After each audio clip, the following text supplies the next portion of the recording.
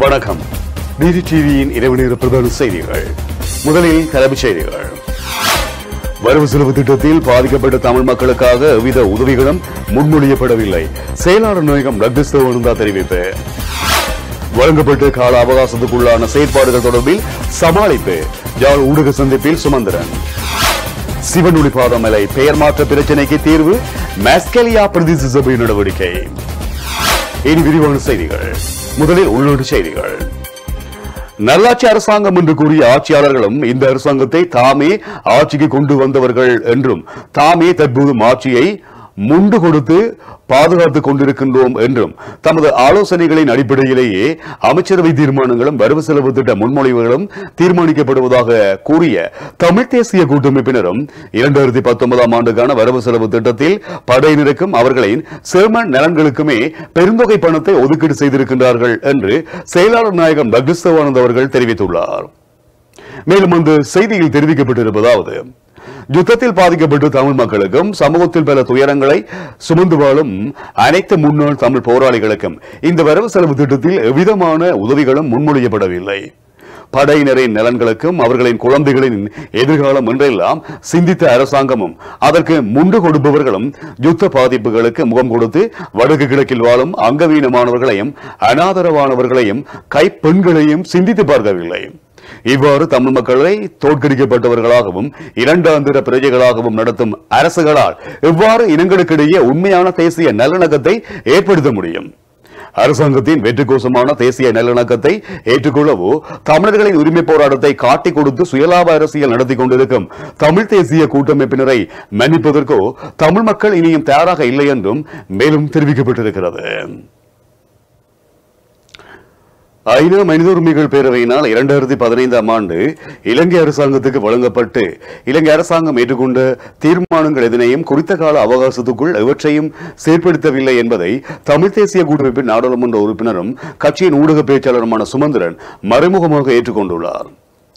யாழ்ப்பாணத்தில் நடைபெற்ற ஊடகவியலாளர் சந்திப்பின் போது ஐநா மனித உரிமைகள் பேரவையினால் இலங்கைக்கு 2015ஆம் ஆண்டு வழங்கப்பட்ட கால அவகாசத்தின் போது இலங்கை ஏற்றுக்கொண்ட தீர்மானத்தில் இலங்கை அரசாங்கமானது எவற்றையும் செய்யவில்லை என்பதை தமிழ் தேசிய கூட்டமைப்பு எப்படி நோக்குகிறது என ஊடகவியலாளர்கள் கேள்வி எழுப்பிய போதே அவர் இவ்வாறு குறிப்பிட்டுள்ளார். இலங்கை அரசாங்கம் காணாமல் ஆக்கப்பட்டவர்களுக்கான அலுவலகம் ஒன்றை நியமித்திருக்கிறது.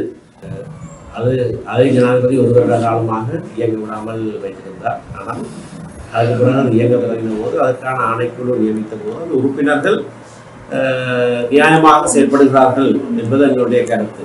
அவர்களுடைய செயற்பாடும் தற்போது மிகுந்த தாமதமாக இருக்கிறது. இன்னமும் ஒரு விசாரணை கூட ஆரம்பிக்கப்படவில்லை. இந்த கிளை அலுவலகங்கள் அமைப்பதிலே அவர்கள் நேரத்தை செலவிடுகிறார்கள்.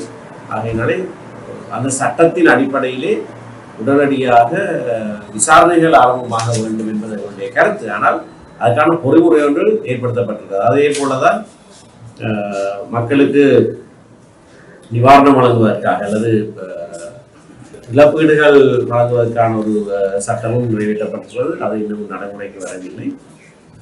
அதுவும் இலங்கை அரசாங்கம் எடுத்துக்கொண்ட முக்கியமான ஒரு படி. காணி விடுவிப்பைத்தான் அவர்கள் கூடுதலாக சர்வதேச சமூகத்திட்டையும் காட்டுகிறார்கள். அவை இன்னமும் விடுவிக்கப்படுவதற்கு நிறைய இருக்குது. இலங்கைக்கு மேலும் 2 வருட கால அவகாசத்தை வழங்குவது தொடர்பில் தமிழ் தேசிய கூட்டமைப்புக்குள்ளேயே முரண்பாடுகளான நிலைப்பாடுகள் தொடர்வதாகவும் ஈழ மக்கள் புரட்சிகர விடுதலை முன்னணியின் தலைவர் சுரேஷ் பிரேமச்சந்திரன் தெரிவித்துள்ளார்.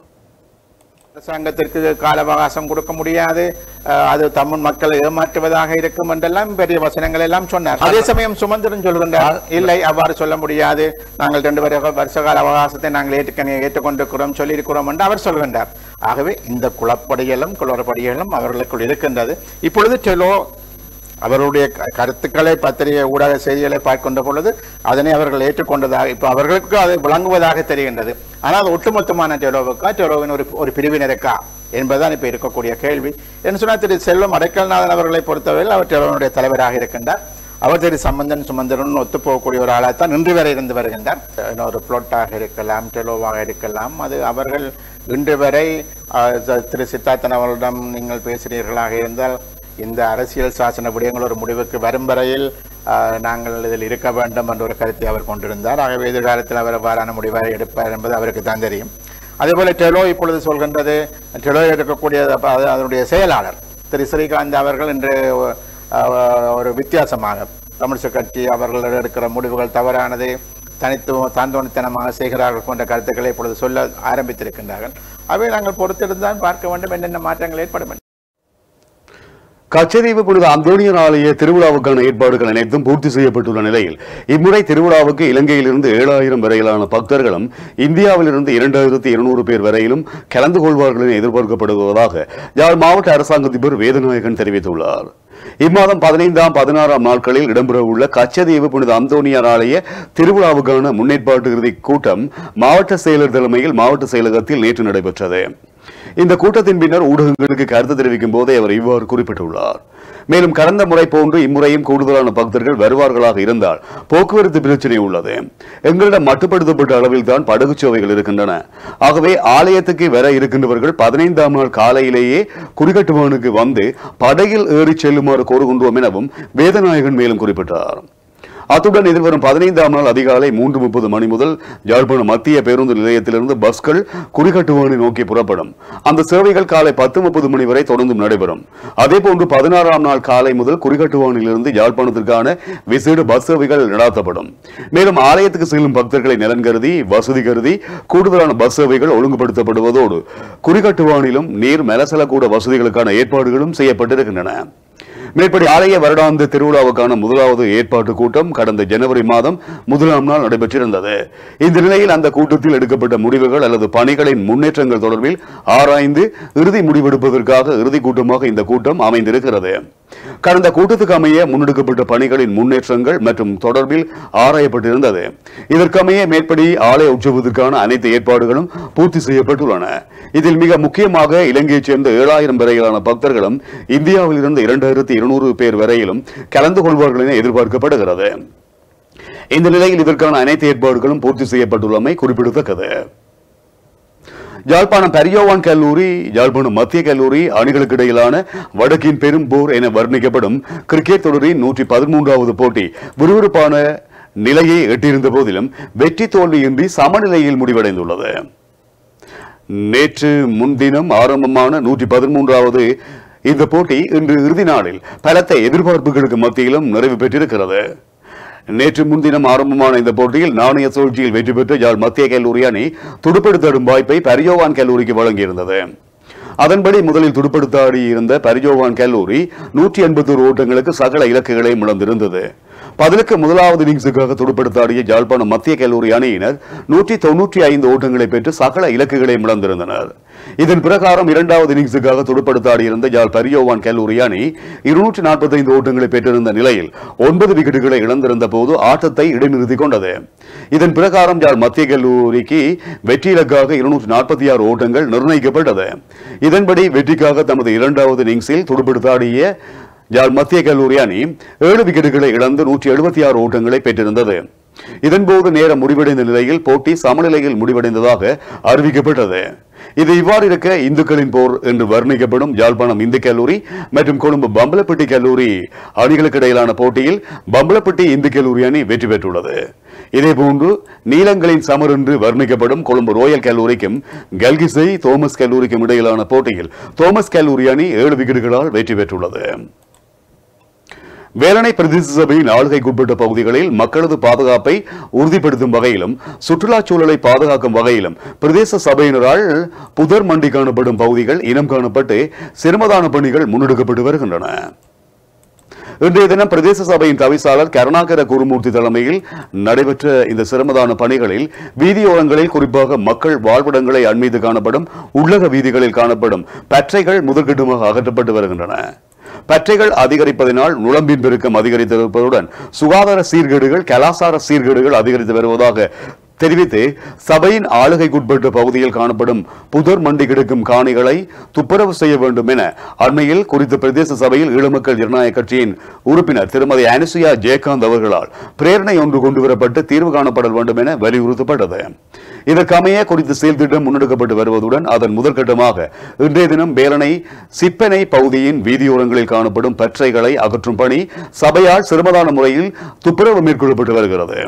இதனிடையே வேலனை பிரதேச சபையின் ஆளுகைக்குள் பல இடங்களில் இவ்வாறான பற்றைகள் காணப்படுவதால் பாடசாலை மாணவர்கள் மற்றும் பொதுமக்கள் பல அசௌகரியங்களை எதிர்கொண்டு வந்திருந்தமை தொடர்பில் பலதரப்பட்டவர்களால் சுட்டிக்காட்டப்பட்டிருந்தமை குறிப்பிடத்தக்கது. தற்போது வெப்பநிலை அதிகரித்திருக்கின்றமையினால் ஆரோக்கிய சீர்கேடுகள் ஏற்படலாம் என சுகாதார அமைச்சு தெரியப்படுத்தியிருக்கின்றது. இந்த சீர்கேடுகளை தவிர்ப்பதற்கான ஆலோசனைகளை சுகாதார மேம்பாட்டு பணியகம் வழங்கியுள்ளது. இதன் பிரகாரம் உடலை மூடும் வகையில் இளம் நிறங்களுடன் கூடிய லேசான ஆடைகளை அணிவது சிறப்பானது. குறிப்பாக விவசாய கட்டுமான பணிகளில் ஈடுபடுகையில் சூரிய கதிர்களின் நேரடி தாக்கத்தை தவிர்க்க வேண்டும். தினந்தோறும் குளிப்பது பொருத்தமானது என சுகாதார மேம்பாட்டு பணியகம் தெரியப்படுத்தியிருக்கிறது. அதிக சூரிய வெளிச்சம் இருக்கும் சந்தர்ப்பத்தில் பிள்ளைகள் திறந்த வழிகளில் விளையாடுவதை தவிர்ப்பது நல்லது. கூடுதலான வெப்பநிலை நிலவும் சந்தர்ப்பங்களில் பிள்ளைகளை தனியே வாகனங்களில் விட்டுச் செல்ல வேண்டாம் என மக்களிடம் கோரிக்கை விடுக்கப்பட்டுள்ளது. இனிப்பும் மதுசாரமும் சரிந்த பானங்களை தவிர்ப்பது ஆரோக்கியமானதாகும் என்றும் சுகாதார மேம்பாட்டு பணியகம் சுட்டிக்காட்டியுள்ளது. சிவனொளி பாதமலைக்கு செல்லும் பாதையில் அமைய பெற்றுள்ள பேர்பலகை தொடர்பான சர்ச்சைக்கு தீர்வு காண்பதற்கு மெஸ்கெலியா பிரதேச சபையினால் நடவடிக்கை எடுக்கப்பட்டுள்ளது.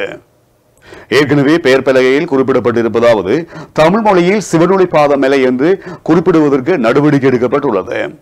இதற்கு முன்னர் சிவனொளி பாதமலை என்பது மாற்றி அமைக்கப்பட்டு கௌதம புத்தரின் ஸ்ரீபாதஸ்தானம் என்று தமிழ் மொழியில் குறிப்பிடப்பட்டது. ஆனபோதும் மலையக இளைஞர்கள் மீண்டும் அந்த பெயர் பலகையில் மாற்றங்களை கொண்டு வர வேண்டும் என வலியுறுத்தி வந்த நிலையில் மீண்டும் சிவனொளி பாதமலை என்றே குறிப்பிடுவதற்கு நடவடிக்கை எடுக்கப்பட்டது. மன்னார் மனித புதைக்குழியில் இருந்து மீட்கப்பட்ட எச்சங்கள் சுமார் 350 வருடங்கள் தொடக்கம் 600 வருடங்களுக்கு முன்னதாக உயிரிழந்தவர்கள் உடையவை என கார்பன் கால நிர்ணய அறிக்கையில் கண்டறியப்பட்டிருக்கின்றது.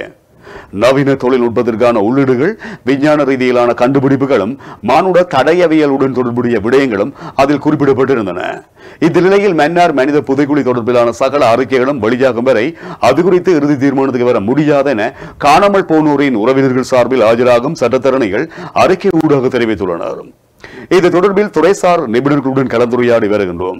புதைகுழியில் கண்டுபிடிக்கப்பட்ட வேறு சான்றுகள் மற்றும் தடய பொருட்கள் உள்ளிட்டவற்றின் முழுமையான ஆய்வறிக்கையின் பின்னரே இறுதி தீர்மானத்துக்கு வர முடியும். ஏனைய ஆய்வுகளின் அறிக்கை மற்றும் மனித புதைகுழியில் பணியாற்றும் நிபுணர்களின் கருத்துக்கள் தொடர்பிலும் கவனம் செலுத்தப்பட வேண்டும் என வலியுறுத்தப்பட்டிருக்கிறது என குறித்த அறிக்கையில் குறிப்பிடப்பட்டுள்ளது. இந்த விடயம் தொடர்பாக காணாமல் போனோரின் உறவினர்கள் சார்பில் ஆஜராகும் சட்டத்தரணிகள் நேற்று விடுத்துள்ள அறிக்கையில் குறித்த விடயம் தொடர்பாக தெரிவித்திருக்கின்றார்கள். அத்துடன் சகல அறிக்கைகளும் வெளியாகும் வரை பொறுமை காக்க வேண்டியுள்ளது. கார்பன் கால நிர்ணய அறிக்கையின் மூலப்பிரதி மன்னார் நீதிவான் டி சரவணராஜாவிடம் அண்மையில் சமர்ப்பிக்கப்பட்டிருந்தமை குறிப்பிடத்தக்கது. அந்த செய்தியோடு டிடி டிவியின் உள்ளூர் செய்திகள் நிறைவடைகின்றன. விளம்பர இடைவெளியை தொடர்ந்து டிடியின் வெளிநாட்டு செய்திகள், விளையாட்டு செய்திகளை நீங்கள் பார்வையிடலாம்.